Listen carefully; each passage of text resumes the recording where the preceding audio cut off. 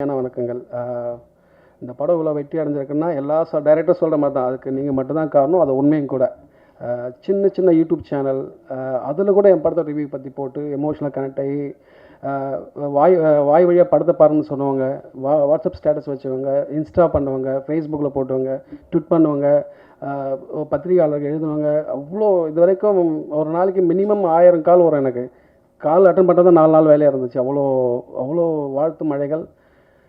இதுக்கு தானே ஆசைப்பட்ட பாலகுமாரங்கிற மாதிரி ரொம்ப சந்தோஷமாக இருக்குது. அத்தனை நல் உள்ளங்களுக்கும் என்னோட நெஞ்சார்ந்த நன்றிகள். படம் சார்ந்த டிஃப்ரெண்ட் ஒப்பீனியன் சில பேருக்கு இருந்தது.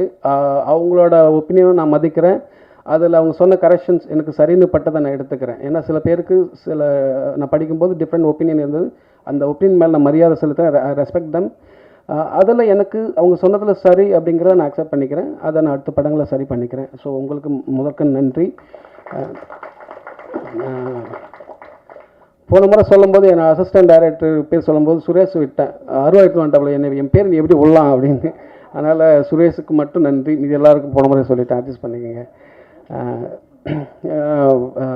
என்னோட சேதண்ணா, ஆர்டிஸ்ட் சேதண்ணா, அனுராக் சார், நட்டி சார், தாஸ் அண்ணன், மம்தா மேம், அபிராம் மேம், சிங்கம்புலி அண்ணன் சொல்லவே மாட்டேங்க. பார்த்தாலும் போகிறப்ப கூட சொல்லிட்டு போயிடுவேன் கெஸ்ட் பண்ணிடுவாங்கன்னு சொல்லிட்டு. சிங்கம்புலி அண்ணன், கல்கி, சாச்சனா, எல்இசி ஆண்டனி, மணிகண்டன், எல்லாருக்கும் என்னோட இன்னும் ஏதாவது 1-2 விட்டு தான் மன்னிச்சுக்கோங்க.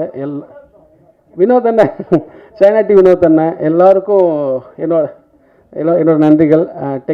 டெக்னீஷியன் டீம், பிலோ, டிகேபி, Aju, art director Selvakumar sir, முக்கியமாக எங்கள் இபி குமார் அண்ணன், எல்லாருக்கும், இன்னும் டிசைன் பண்ணவர் ராஜா கிருஷ்ணன், தண்டோரா டிசைனர், சவுண்ட் சைட் பண்ண ஒலி, சிஜி பண்ண பிரசன்ட் பிக்சல், பேர் என்ன மறந்து போச்சு, பிக்சல் லைட், சாரி, இன்னும் இருக்கிற எல்லா டெக்னீஷியன் டீமுக்கும் என்னோட நெஞ்சார்ந்த நன்றிகள். சேதனை பற்றி நிறைய சொல்லியிருக்கேன். ஒரு இன்சிடென்ட் மட்டும் சொல்ல ஆசைப்பட்றேன். நான் முன்னாடி சொல்லியிருக்கேன், is a great actor, there is no doubt about that. But அதோட ஒரு பெரிய மனுஷன். ஒரு நாள் ஷூட் பண்ணிட்டு இருக்கும்போது யதார்த்தமாக ஷூட் பண்ணியிருந்தா ஒருத்தன் பொம்மை கடை மாதிரி வச்சுருந்தான் தள்ளு வண்டியில். அவன் ரெக்கார்டு வச்சுருந்தான். கூறு 3 ரூபா மாதிரி, கூறு 50 ரூபா வச்சுருந்தான். அந்த ரெக்கார்டை வாங்கி நான் சேதுபதி பேசுகிறேன், கூறு 50 ரூபான்னு எடுத்து கொடுத்துரு. இது ப்ரொஃபஷனலாக பண்ணியிருந்தால் ஒரு 1 கோடி ரூபா சம்பளம் நினைக்கிறேன் இல்லைண்ணே. அது எனக்கு அந்த மொமெண்ட் என்னால் லைஃப்பில் மறக்கவே முடியல. அசால்ட்டாக அவள் தான் சொன்னேன். சேதனை மேன்மக்கள் பெரிய மனுஷன், நிறைய சொல்லலாம். எல்லோரும் கேட்குறாங்க, சிங்கப்புலி எப்படிப்பா அந்த கேரக்டருக்கு சூஸ் பண்ணேன் அப்படின்னு. நான் ஒரு இன்சிடென்ட் சொல்ல ஆசைப்பட்டேன். அங்கே தான் அவரை நான் சூஸ் பண்ண ஆசைப்பட்டேன். தொப்பின்னு ஒரு ஆடியோ லான்ச்சு, தொப்பின்ற ஒரு படத்தோட ஆடியோ லான்ச்சு. எல்லோரும் பேசிட்டாங்க. அந்த ஆங்கர் சிங்கம்புலி அண்ணன் கூப்பிட்றாங்க. அடுத்ததாக சிங்கம்புலி பேசுவார் அப்படி சொல்லிட்டு போயிட்டாங்க. மனுஷனுக்கு என்ன கோவம் வந்துச்சுன்னு தெரியல. இந்த சாப்பிட்டுட்டு பல்லு இடுக்கில் கறி மாட்டிக்கல, அப்போ நாக்கு தொலாவிட்டுங்களா அப்படி இப்படி பேச மைக்கு பிடிச்சி இப்படி சொன்னார். என் பேர் சிங்கம்புலி. நான் அல்டிமேட் அது பேசிட்டேன். அல்டிமேட் சார் அஜித் நடித்த ரெட் படத்தோட டைரக்டர் நான் தான். சூர்யா சாரை வச்சு மாயாவை பண்ணியிருக்கேன். பாலா சார் படங்களை இவ்வளோ பண்ணியிருக்கேன். அவரோட ஹிஸ்ட்ரி ஃபுல்லாக லென்த்தாக சொல்லிவிட்டு என்னை போகிற போக்கில் சிங்கம்புலி பேசுவார் அப்படிங்க. ஒருத்தர் மனுஷன் அத்தனை கோவத்தை அடிக்கிட்டு அப்படின்னு பேசின அந்த ஆட்டிடியூட் இருக்குல்ல, இட்ஸ் அ பினாமல். கூப்பிட்றாண்டாள் அப்படின்ற மாதிரி. எனக்கு அவர் வேணும்ண்ணே, என்ன நீ வானே நீங்கள் பண்ணிடல அழுதுருவேன் அப்படின்ற மாதிரி கூப்பிட்டு கெஞ்சி கூத்தாடி நடிக்க வச்சுட்டேன். பர்ஃபார்மன்ஸ் பார்த்துருப்பீங்க, அவருக்கு சொல்ல வேணும். ஸோ எனக்கு ரொம்ப சந்தோஷமாக இருக்குது. முக்கியமாக இங்கே ஒரு விஷயம் சொல்லணும்னு ஆசைப்பட்டேன். இந்த கதை உருவாகிறதுக்குன்னு ஒரு கிரேசியான வரலாறு உண்டு. சாப்பிட்டுருக்கோம், தூங்கிறாதீங்க.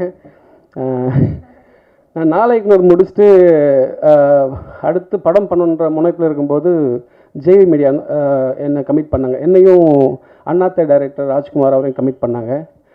கமிட் பண்ணும்போது ஒரு கதை கேட்டாங்க. நான் ஒரு கதை சொன்னேன். எனக்கு ரொம்ப பிடிச்சிருந்துச்சு ஸ்கிரிப்டு. ஃபஸ்ட் டைம் என்னை கூப்பிட்டு அவங்க தான் டைட்டில் பண்ணாங்க தான். ஸோ கதை சொன்னோடனே இப்படி பார்த்தாரு. ஐயோ இதெல்லாம் எப்படி எங்கள் படம் பண்ணுறது, பைத்தியக்காரா அப்படின்னாரு அவர். இல்லை என்ன ஒர்க் ஆகணும். ஸோ ஜேவி சார்கிட்ட கூப்பிட்டு போனாங்க. ஜேவி சார்கிட்ட கதை சொன்னேன், நீ நல்லா இருக்கடா அப்படின்னு. நல்லா இருக்கடா பண்ணலான்னு சொல்லிட்டு அவர் அப்புறம் அனுப்பிச்சிட்டாரு. அப்புறம் கூட இருந்தவங்க என்ன சொன்னாங்கன்னு தெரியல. மனுஷனுக்கு ஒரு மாதிரி கூப்பிட்டுக்கிட்டே நிற்கல, அது வேணாண்டா, எல்லோரும் ஒரு மாதிரியாக சொல்கிறாங்க, எனக்கு ஒரு மாதிரியாக இருக்குது, வேறு பண்ணலாமாடா அப்படின்னாரு. இல்லைண்ணே இது ஒர்க் ஆகணும் அப்படின்னு சொல்லிட்டு நான் அமைதியாக இருந்தேன். அப்படி காலங்கள் தள்ளி போயிடுச்சு. அப்புறம் சாந்தனு பைக்ராஜ் சார் பையன் அவர்கிட்ட போய் சொன்னேன். அவருக்கு ரொம்ப பிடிச்சிருந்துச்சு இந்த ஸ்கிரிப்ட்டு. அவர் நிறைய ப்ரொடியூசர்கிட்ட கூப்பிட்டு போனார். பைக்ராஜ் சாரையும் கேட்டார், அவருக்கும் கதை கேட்டார், அவருக்கும் ரொம்ப பிடிச்சிருந்துச்சு. அப்புறம் நிறைய ப்ரொடியூசர்கிட்ட கூப்பிட்டு போனார். அப்புறம் ஒரு சமயத்தில் எல்லாரும் போன பந்தல் அடித்த மாதிரி திரும்பி திரும்பி வந்துகிட்டே இருந்தேன்.